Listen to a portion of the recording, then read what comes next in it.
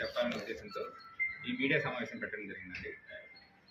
మొదటగా ఈ సంవత్సరం ఆగస్టు మరియు సెప్టెంబర్ నెలల్లో డిఆర్ఐ ఏజెన్సీ దేశంలోని పలు పోర్టులను చెక్ చేస్తున్నప్పుడు వాళ్ళకు వచ్చిన ఇన్ఫర్మేషన్ ప్రకారం ఎక్స్పోర్ట్ చేసే బీఫ్ని టెస్ట్ చేస్తే బీఫ్ టెస్ట్ చేసిన పలు ప్రదేశాలలో అందులో ఆవు మాంసం ఉందని వాళ్ళకి చెక్ చేసిన తర్వాత తెలిసింది. సో దీనికి బ్యాక్గ్రౌండ్ చెక్ చేసిన తర్వాత కలకత్తాలోను అలానే విశాఖపట్నంలోను గుజరాత్లో పలు ప్రదేశాల్లో రైడ్స్ జరిగినాయి. మనకి కూడా ఇక్కడ వచ్చిన ఇన్ఫర్మేషన్ ప్రకారం లోకల్ విజిలెన్స్ డిపార్ట్మెంట్ అలానే వెటర్నరీ డిపార్ట్మెంట్ అన్నీ కూడా జాయింట్ కమిటీ ఫామ్ చేసేసి శ్రీమిత్ర కోల్డ్ స్టోరేజ్ ఆనందపురం లిమిట్స్లో ఉన్న ఏజెన్సీలో మిస్టర్ మిష్ ఓవర్సీస్ ప్రైవేట్ లిమిటెడ్ వాళ్ళు స్టోరేజ్ చేసిన 189 టన్స్ వరకు ఉన్న బీఫ్ని చెక్ చేశారు.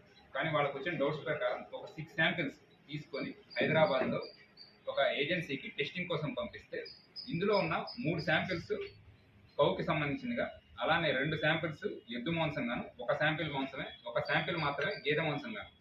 అంటే సుమారుగా 87,000 కేజీలు, అంటే మనకున్న 189 టన్స్లో 87 టన్స్ వరకు కూడా ఆవు మాంసం ఉన్నట్టు నిర్ధారించారు. ఇంకా కొన్ని శాంపిల్స్ అప్పటి సమయంలో తీయకపోవడం వలన మిగతా 8 శాంపిల్స్ కూడా రీసెంట్గా మనం తీసి వాటిని కూడా నిర్ధారించడానికి ఏజెన్సీకి మనము ఈ ల్యాబ్ టెస్ట్ కోసం పంపించాము.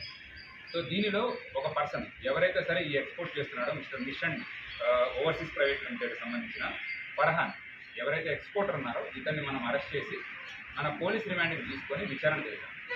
సో ఇది మొత్తం దేశవ్యాప్తంగా ఒక పెద్ద నెట్వర్క్. ఇది విశాఖపట్నంలో మొదలైంది కాదు. విశాఖపట్నంలో ఎక్కడ కూడా స్లాటర్ హౌసెస్ అనేవి లేవు. తెలంగాణలోను, తమిళనాడులోను, అలానే పలు ప్రదేశాలలో కలకత్తాలో, యూపీలో కూడా ఎన్నో చోట్ల స్లాటర్ హౌసెస్ అనేవి ఉన్నాయి. వాళ్ళు స్లాటర్ చేసిన వాటిని ఈ మిష్ ఓవర్సీస్ ఎక్స్పోర్ట్ ద్వారా ఎక్స్పోర్ట్ చేస్తున్నారు, ముఖ్యంగా గల్ఫ్ దేశాలు అని అతను మనకి సమాచారం అంతా వెల్లడించారు. అతను సమాచారం ఇచ్చిన తర్వాత మనం ఇప్పటి వరకు 2 పర్సన్స్ని మనం అరెస్ట్ చేయడం జరిగింది.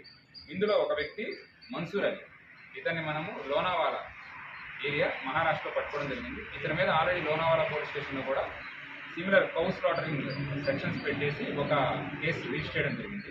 అలానే మరొక వ్యక్తి రషీద్ సురేష్, ఇతను కూడా స్లాటర్ చేసి గో మాంసాన్ని సరఫరా చేస్తారు. సో ఇతన్ని మనము ఉత్తరప్రదేశ్లోని మీరట్లో కూడా పట్టుకొని ఇద్దరిని కూడా మనం తీసుకొని రావడం. మొదటి వ్యక్తిని మనం ఇప్పటికే జ్యుడిషియల్ రిమాండ్కి పంపించి మరి ఫర్దర్ ఇన్వెస్టిగేషన్ కోసం అతన్ని పోలీస్ కస్టడీకి తీసుకున్నాము. రషీద్ ఖురేషిని కూడా ఇప్పుడు మనము జ్యుడిషియల్ రిమాండ్కి పంపిస్తున్నాం. వీళ్ళని కూడా మళ్ళీ ఫర్దర్గా క్వశ్చన్ చేసేసి ఇప్పటి వరకు సుమారుగా 9 మంది ఈ నెట్వర్క్లో ఉన్నారని ఐడెంటిఫై చేయడం జరిగింది. వీరందరి మీద కూడా మనం పట్టుకోవడానికి ప్రత్యేక టీమ్స్ ఫామ్ చేసి ప్రతిష్టాత్మకంగా తీసుకొని వీళ్ళందరినీ కూడా దేశంలో వివిధ ప్రాంతాల్లో ఉన్నారు వాళ్ళందరినీ కూడా పట్టుకోవడానికి మనం